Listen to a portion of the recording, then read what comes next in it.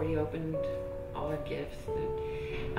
Emile had run over to his studio to get a gift for me that hadn't shown up under the tree.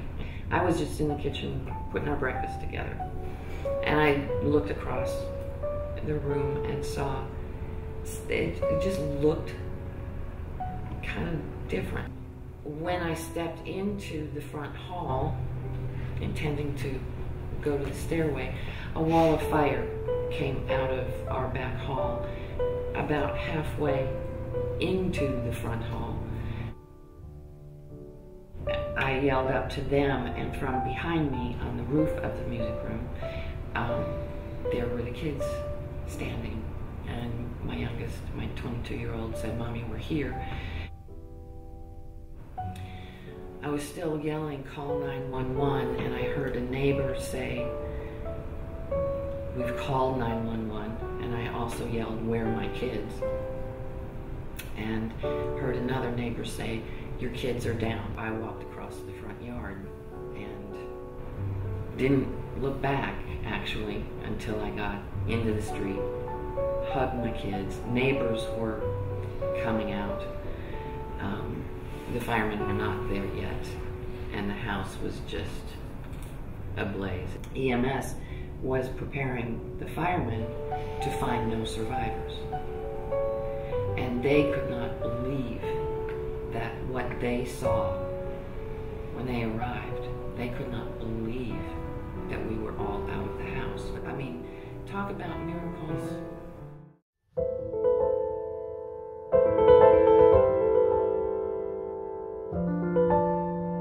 I was clueless. There was nothing, I was just coming home, not having found the gift by then. And I just quit looking. I just come home. And I got closer and closer, and it kept being, okay, now it was Dovetree, and now it was at the back of Dovetree, and I knew it was, close to my house. I never thought my house was on fire. And then I just saw that it was my house, and it was surreal. I never for an instant thought that my family were injured or anything. I just thought, oh my gosh. And I put my car wherever I could put it, and I ran to the first fireman and said, my family's in that house. And we were all trying to wave, but there were fire trucks. And I was actually looking, they were across the street, and I was looking at the house. I introduced myself as Judy Pandolfi, and she said, "I'm Victoria. What can I do for you?" And I just said, "I have no idea. I have no idea." And she said, "How about a hug?" I went, "Yes, I will take a hug." And she gave me the best hug I've not ever had, but almost ever had. It was amazing. And I said, "Why are you here?" She said, "We always come, and the fire department called us, and we do come to situations like this."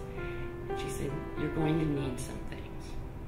You don't know what you need, but they sure do. And even the most mundane things. You need a check for money. Give us money to go buy stuff. You're going to need toiletries. You're going to need, even if you have a place to stay tonight, which they provided at a hotel, you still, think, oh, need a toothbrush. Oh, need this.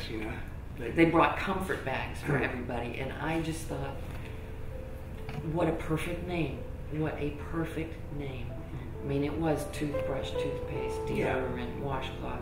Mm-hmm. But you started, and this was Christmas Day, so it wasn't like, even if we thought of it, can't go out and buy it.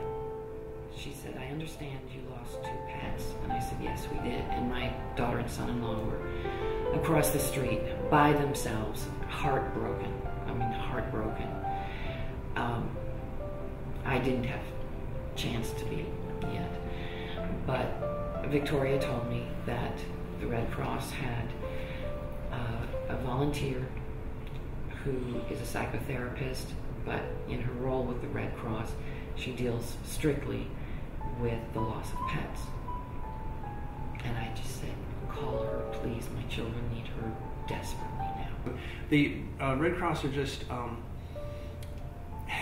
they're compassionate and understanding, and they take care of business, but they do it in a very, very caring way.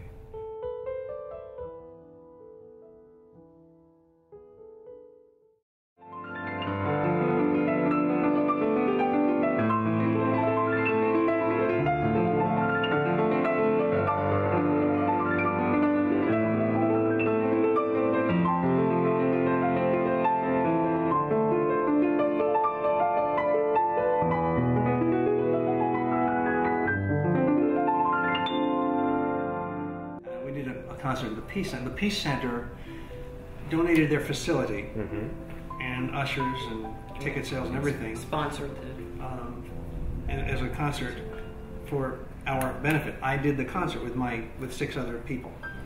With the proceeds from that, we wanted to at least spread some of it around the fire department and a couple of other places, including the fire department, the Red Cross were on the top of the list, and then there were some other places that we wanted to give back some. I was thinking, what if there were no Red Cross, or what if you're in a country where it's not allowed, or you can't even get help to the people who need it? It was an incredible safety net, even if you didn't know that you were going to need these things. It was the fact that, wow, they exist, they're there, they're Johnny on the spot, and they care about what they're doing.